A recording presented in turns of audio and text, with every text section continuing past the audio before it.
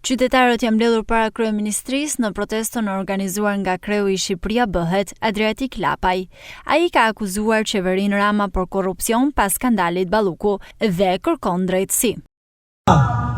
Që me një film të zvendës kryeministres kanë vjetë 53 milion euro, ndërkohë që fëmijët e kësaj republike dridhen në shkolla nga i stoti se nuk ka naftë për kaltajat.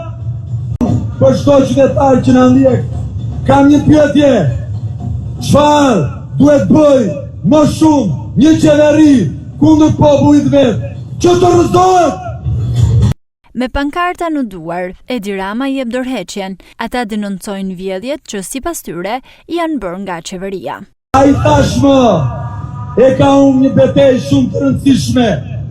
Betejën për emrin e vet. Sa do e si do të shkoj tashmë fati i ti, ai do të mbahet mend si Edi që erdhi për shpresën dhe si Edi që iku si kreu i ajtutve.